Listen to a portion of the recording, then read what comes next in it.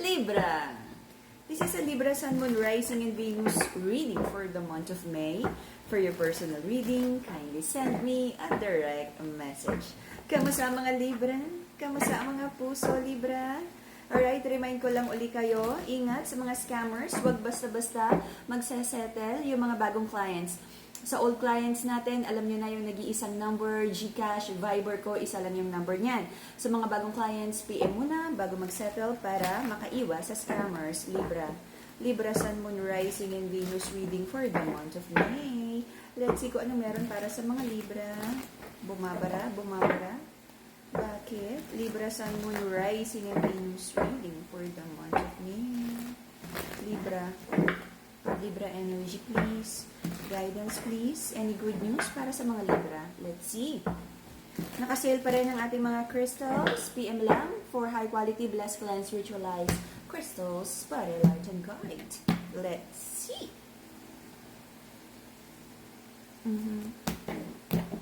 Libra. Lies. Nabusog sa kasinungalingan. Okay. Sabi ng masculine, may mga bagay na kailangan mo na niyang i-sugarcoat for now. May mga hindi magandang balita or iniiwasang bad news na makarating kumalat. So, to avoid conflict, konting sugarcoat, konting deny, konting omission sa story. Whew! My gosh! Libra, wala na bang bago tungkol sa pera? The Wheel of Fortune is in reverse. May mga challenges, no? Pagsubok tungkol sa pera. Anong nangyari? May naatraso ba sa pera? Bakit nagkakaroon ng mga sabihin natin hindi magandang karma tungkol sa money? You don't wanna talk about these financial issues for now as you're trying to fix it. Parang laging palabas ng palabas yung pera. Lagi na lang, in the past, na nagkaroon ng misfortune after misfortune. Why? What's happening? And you feel like parang nadideplete ang iyong bank account. You're trying to connect with your intuition at iniisip mo rin na parang naging honest ka rin ba sa sarili mo sa mga naging choices mo in the past, sa mga binibigyan mo ng tulong at pagmamahal. And I feel, too early to say, but may nararamdaman ako for some of you, may itinatagong love interest here. There's an energy of the Libras are trying to walk away because of like mga duda, trust issues, mga hindi nagustuhan na revelation. Okay? But sabi mo, decided ka na to walk away from any toxicity, kahit sino pa yan. Okay? Nanay, tatay ng anak mo man yan, kamag-anak, kung sino pa kaibigan, kahit boss mo, pag toxic, lalayo ka na. Okay? Ilalagay mo yung sarili mo sa mas peaceful at healthy na situation. There is a feminine here who's trying to hold back yung offer of love. The cup of love is in reverse. But this feminine is working on her financial stability. Ooh, new love. The feminine who's trying to hold back ay mas focus siya sa financial stability, and this is like glow up energy. Okay? Nasabi niya priority niya yung sarili niya, and because of that, parang magnet siya. You know, the energy of the more you focus on yourself, the more you work on yourself, the more you don't pay attention sa love, mas dumarating. Diba? Ito yung energy na kapag may jowa ka na, parang ang daming lumalapit. Pag single ka, naghahanap ka, wala kang mahanap. But this time, yung love interest ng feminine ay love sa like financial goals. And because of that, nagsha-shine siya, and very magnetic yung energy that you know, yung people are drawn to this feminine who's working on herself. Sabi ng mga Libra, ginagawa niya ang lahat ng kayang gawin towards success and victory.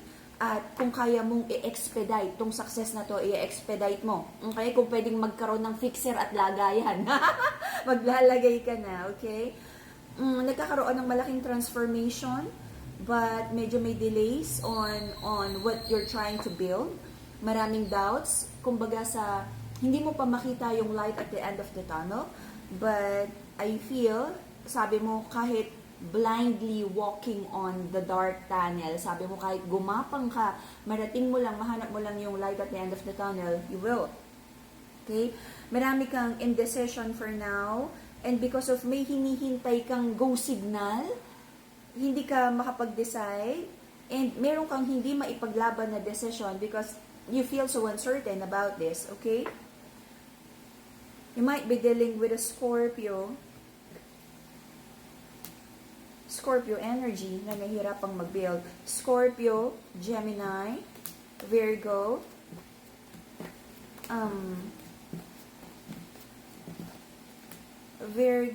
Capricorn,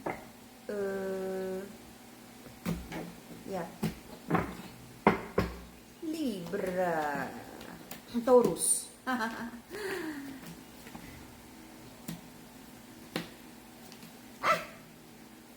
Sige na nga, bumaba siya. Okay. Gawin natin siya. Okay.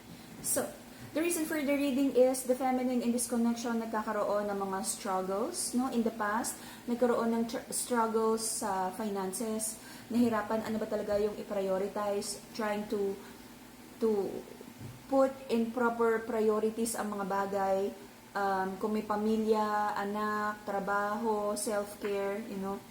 Dumating sa point where you feel na parang so down and parang nasa rock bottom ng buhay mo, even this is the energy of being confident about who you are and what you can do and what you can achieve, nasubukan, na-shaken, no, ng universe, and marami kang kino-question about your own self-worth.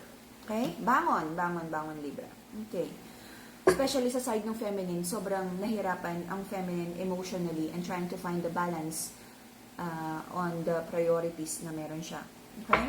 Recent past, the masculine. Meron na bang awareness ng masculine na to? Because the masculine in this connection ay parang nire-resist ang personal growth here. Parang happy siya and contento siya na walang mali sa ginagawa niya, sabi ng masculine sa connection nito. Okay lang naman daw. Yun daw talaga siya. Ganon din naman daw yung mga kaibigan niya, yung mga kumpare niya. Bakit ba ang daming kailangan baguhin? Okay. May itinatagong babae. Or like may paghanga and this masculine is being quiet about sa paghanga niya sa isang babae who is not the official person. Okay? This masculine is also trying to have to be more spiritual, to connect with the divine, pero sabi niya parang hindi para sa kanya yung pagiging spiritual, not really religious, no? Iba kasi yung religion. This masculine is parang more on the earthly things, pera, flesh, one-night stand, casual connections, beauty, money, no? This masculine is trying to find yung connection niya sa like being spiritual growth, personal growth, yung pag-grow up niya in terms of emotional maturity. But sabi niya, bakit pa? Ito yung masaya, yung earthly things. One night stand, party, bisyo, maraming chicks. So, nahirapan siya na tumawid to be more responsible and spiritual and dun sa divinely aligned path. Mas gusto niya sa, highway to H. Masculine na to. Okay, so may prayers and manifestations. Sabi niya is, tama ba? Sabi ng mga Libra, tama ba na tumahimik na lang? Huwag nang magsalita? About this toxic connection. You might be dealing with a Capricorn, Cancer, Virgo. Okay. So, to balance out the energy, healing of the heart chakra, Madagascar rose quartz, the pink crystal, and I feel you're connecting more on the spiritual side To have mental clarity, amethyst crystal, it also would help you to connect with the divine. Okay? Whew, so, bigat. Alright. So, sabi ng mga Libra, marami kang bagay na alam mong unacceptable but you're trying to be okay with what is, with what's right here, with what's right now. Sabi mo wala ka namang magagawa but to accept things na ganun yung nangyari. Acceptance. But, Libra, after the acceptance, ano yung dapat gawin? Marami kang doubts. For now, parang ang gulo-gulo ng isip mo. Na hindi mo alam kung ano ba talaga yung tamang gawin for this certain situation. Natanggap ka na lang ng tanggap. Kumbaga punching bag na hindi mo alam kung paano umilag, sinasalo mo na lang lahat yung suntok. You might be dealing also with the Pisces. Your person has the Hermit, wisdom, trying to find the wisdom, trying to find the light, trying to find the best decision. Kung paano daw magkaroon ng stability sa buhay niya. And also thinking kung long-term ba kayong dalawa. Meron kang fear and doubt if your person is entertaining other person right now. You have fear of baka makahanap siya ng iba and mahanap niya yung happiness niya sa iba. At nagdadala sa iyo to ng sobra-sobrang overthinking. Might be dealing with a Scorpio.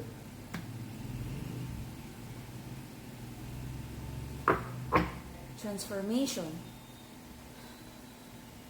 For some of you, there's an energy here, no? Isa sa inyo na mahilig talaga sa third party or polyamory, multiple connections, or may itinatagong pag-ibig. At pinag-iisipang mabuti kung kaya ba talagang gawin ang positive transformation na to. Kaya ba talagang iwanan ng old toxic life? Kaya bang mag-commit? Pagdating sa pagbabago, hindi naman yan madali. Ang mahalaga, may movement. Ang mahalaga, you're like one notch higher than yesterday. Kahit sabi mong 0.00001 pa yan. Okay? Mahalaga is may development. Wala namang like express na pagising mo, ibang tao ka na. Walang ganon. Kasi that's like layers and layers and layers of yourself that kailangan mong i-peel. At kumbaga sa skin, you have to regrow a new layer of, skin para, yan, para sa mahilig sa aesthetics, alam niyo yan. Yung mga peeling na yan. Okay, so, until the end of August, maaari magkaroon ng overthinking. You might be also dealing with a Cancer.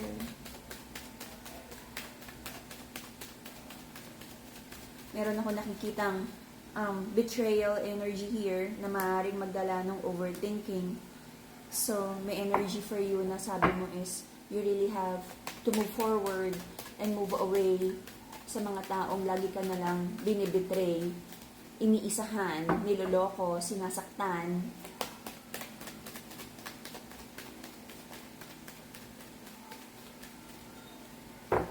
Libra. Clarify the Ten of Swords. Sobra-sobra na. Ten of Swords, ultimate pain. Kumbaga, kung sinasabi mong, Lord, bigyan mo ko ng sign. Sign, sabi ni Lord, bigyan niya ng last sign para ma-realize niya. Alright. So, pagdating nitong huling sign na hinihingi mo kung dapat ka pang kumapit sa tao na to, sasabihin mo talagang sobra-sobra na yung pain. Yung manifest to make a decision. Alam mo, Libra, ikaw may pagka-people pleaser kay.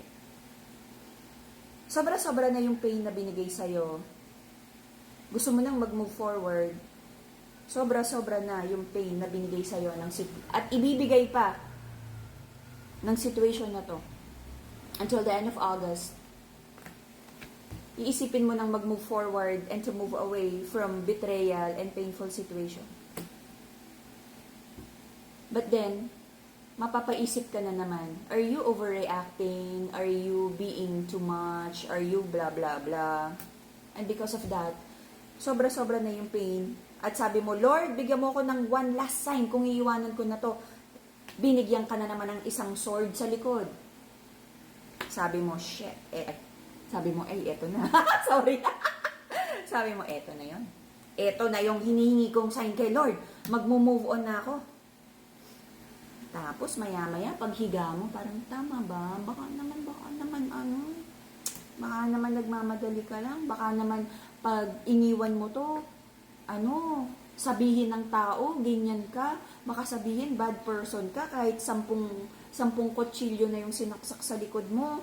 Baka naman may masabi yung tao, baka sabihin ni gano'n, ni kumare ng kumpare ng anak ng tatay ng lolo mo, di ba? Baka may masabi sila. So because of that, nagdalawang isip. Maaari ka na namang magdalawang isip. Whatever you're trying to manifest, and I hope mapabuti ka kung ano man yun. Atras abante, very Libra. Very people pleaser energy. Sobra-sobra na yung ginawa sa'yo. Pero pagdating nung time na hiningi mong sign kay God, sabi mo, Lord, isa pa. Pag to, sinaktan pa ako, bibitiwan ko na to. Binigay sa'yo ni God yung sign. Nag-stay ka pa rin. Hindi matatapos tong lesson na to kung hindi ka matututong mas mahalin yung sarili mo. Hindi matatapos tong karmic cycle na to kung hindi ka matututong mas mahalin, mas pahalagahan yung sarili mo kaysa sa sinasabi ng mga tao. Ginagawa mong sacrificial lang yung sarili mo. But, di ba? Choice. Free will. Okay? If you're manifesting abundance, the Brazilian citrine. Okay? We also have the anti-evil eye Nazar amulet to protect and ground your energies and to shoo away mga inggitera. Okay? What do you call this? Carnelian for courage and good luck also. Magandang combination to with if you're manifesting love.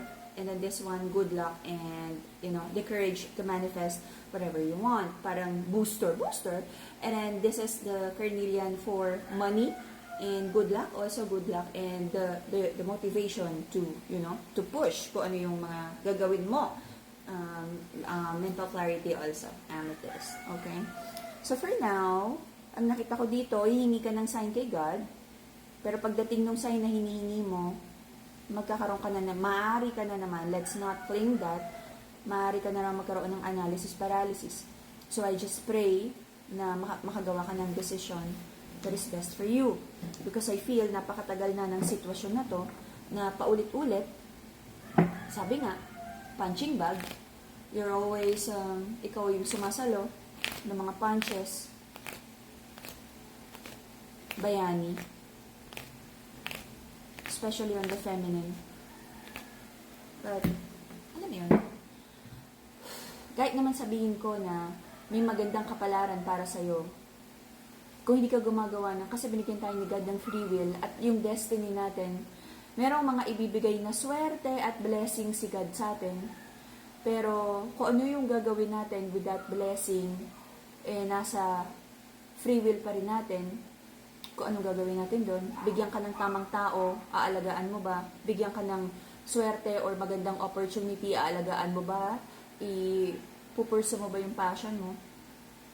If you're in a toxic situation, binigay yan for you to learn something, pero nasa sayo pa rin kung magdudwell ka or like, i-overbake mo yung sarili mo sa toxicity na yan. Kasi kaya lang naman hindi tayo umaalis sa toxic situations because hindi pa natin nalalearn yung lesson na pag kasi karmic, chapter lang yan sa buhay natin. After nung lesson, exit. Diba? Exit na. Sa soft life na tayo. But I feel for most of the Libras, parang parang nagiging comfortable ka na sa uncomfortable zone. Na nagiging nano-normalize na sa'yo yung toxicity. 'Di ba? Yung parang frog doon sa pot na hindi niya alam na nakasindi pala. So unti-unti umiinit, hindi niya alam na unti-unti naluluto na siya. It's the same analogy with your situation right now. Hindi mo napapansin na unti-unti you're you're dying while you're still living, something like that, na you don't have a life anymore by staying in the toxic connection. So, there.